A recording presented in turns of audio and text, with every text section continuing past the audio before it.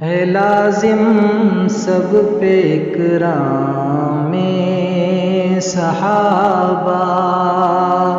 ادب سے لیجئے نام صحابہ، دوائے دل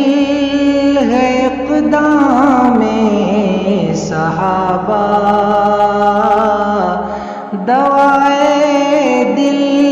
ہے اقدام صحابہ، صدائے حق ہے پیغام صحابہ، صدائے حق ہے پیغام صحابہ۔ قابل احترام معزز سامعین اور میری دینی و اسلامی ماں اور بہنوں، ہم بارہا دیکھ چکے ہیں اور دیکھتے آ رہے ہیں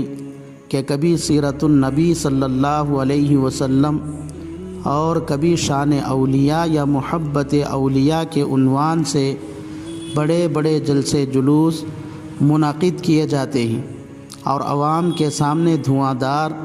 اور پرمغز تقاریر اور خطابات بھی پیش کیے جاتے ہیں، اور شریعت کے حدود میں رہ کر موقع بموقع ایسے جلوس ہونا بھی چاہیے، لیکن عظمت صحابہ کے عنوان پر کوئی جلسہ نہیں ہوتا، اور اگر ہوتا بھی ہے تو وہ نہ کے برابر ہے۔ حالانکہ رسول اللہ صلی اللہ علیہ وسلم اور امت کے درمیان دین پہنچانے کا ایک بہت بڑا واسطہ صحابہ اکرام ہی کی جماعت ہے۔ اس لیے آج کی اس مجلس میں ہماری گفتگو کا عنوان ہے عظمت صحابہ قرآن کی نظر میں۔ صحابہ یا اصحاب جمع کا صیغہ ہے، واحد صحابی ہے جس کے لغوی معنی ساتھی کے ہیں، اور شریعت کی اصطلاح میں صحابی اس خوش نصیب انسان کو کہا جاتا ہے جس نے ایمان کی حالت میں رسول اللہ صلی اللہ علیہ وسلم کی زیارت کیا ہو اور ایمان ہی کی حالت میں اس کی وفات بھی ہوئی ہو، جیسے حضرت ابوبکر صدیق رضی اللہ تعالی عنہ، حضرت عمر فاروق رضی اللہ تعالی عنہ، حضرت عثمان غنی رضی اللہ تعالی عنہ، حضرت علی مرتضیٰ رضی اللہ تعالی عنہ، حضرت خدیجۃ الکبریٰ رضی اللہ تعالی عنہا، حضرت عائشہ صدیقہ رضی اللہ تعالی عنہا، حضرت حفصہ رضی اللہ تعالی عنہا، حضرت ماریہ قبطیہ رضی اللہ تعالی عنہا وغیرہ، تقریباً 1,24,000 رسول اللہ صلی اللہ علیہ وسلم کے شاگرد ہیں۔ اگر کسی نے رسول اللہ صلی اللہ علیہ وسلم کے زمانے میں ایمان تو قبول کیا اور اس کی وفات بھی ایمان ہی پر ہوئی ہے، لیکن کسی وجہ سے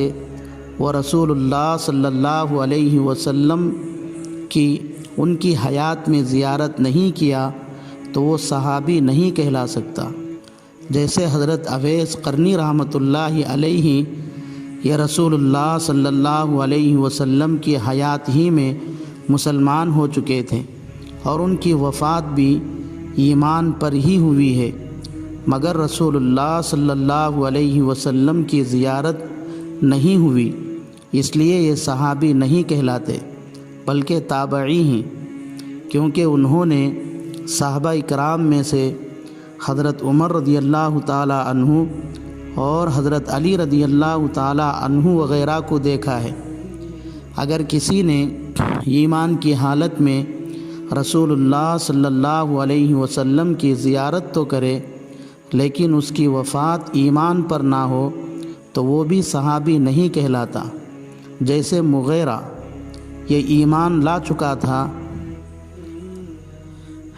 لیکن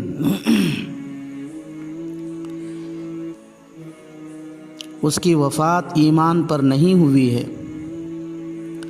کیونکہ وہ اپنی حیات ہی میں اسلام سے پھر کر مرتد ہو چکا تھا،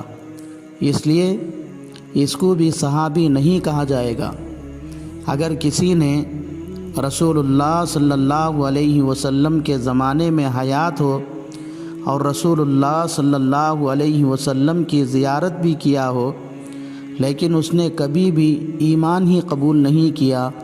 بلکہ اس کی پیدائش بھی شرک اور کفر پر ہو اور اس کی زندگی بھی شرک اور کفر میں گزرے اور اس کی موت بھی شرک اور کفر ہی پر ہوئی ہو، تو وہ بھی صحابی نہیں ہوگا۔ جیسے ابو جہل، ابو لہب، یہ دونوں حضور صلی اللہ علیہ وسلم کی حیات میں زندہ تھے، آپ کی زیارت بھی کی ہے، لیکن نہ انہوں نے ایمان قبول کیا ہے اور نہ ہی ان کی موت ایمان پر ہوئی ہے، بلکہ شرک اور کفر ہی پر پیدا ہوئے، شرک اور کفر ہی پر زندگی گزاری اور بے ایمانی کی موت مرے ہیں۔ اس لیے ان دونوں کو بھی صحابی نہیں کہا جائے گا۔ غیر صحابی کبھی بھی صحابی کے مقام تک نہیں پہنچ سکتا، چاہے وہ تقویٰ، طہارت، نیکی اور ولایت کے کس مقام پر بھی پہنچ جائے۔ جیسے حضرت اویس قرنی رحمۃ اللہ علیہ غیر صحابی ہیں، اگرچہ کہ رسول اللہ صلی اللہ علیہ وسلم نے ان کے فضائل میں یہ بیان فرمایا ہے کہ اویس قرنی تو بہترین تابعی ہے۔ نیز فرمایا اویس قرنی کی سفارش پر اللہ اس امت کے گنہگاروں میں سے قبیلہ ربیعہ اور قبیلہ مضر کے بھیڑیوں کے بالوں کے بقدر لوگوں کی بخشش فرمائے گا۔ اور حضرت عمر اور حضرت علی رضی اللہ تعالی عنہما کو اپنا جبہ مبارک دے کر فرمایا کہ جب اویس قرنی کی ملاقات تم سے ہو جائے تو تم اویس قرنی کو میری طرف سے سلام کہنا اور میرا یہ جھبا دے کر ان سے اس امت کے حق میں دعا کرانا۔ اویس قرنی ان تمام فضائل اور مناقب کے باوجود وہ ایک ادنیٰ درجے کے صحابی کے مقام کو بھی نہیں پہنچ سکتے۔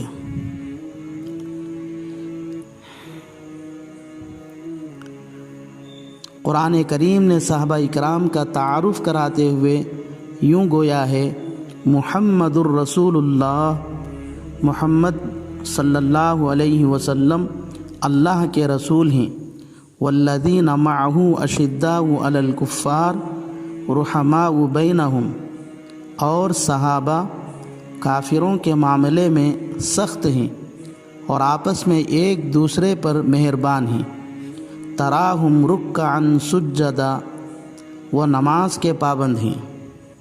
یبتغون فضلا من اللہ ورضوانا، صحابہ صرف اللہ کی رضا اور خوشنودی حاصل کرنے کے خواہش مند ہیں۔ سیماہم فی وجوہہم من اثر السجود، صحابہ کرام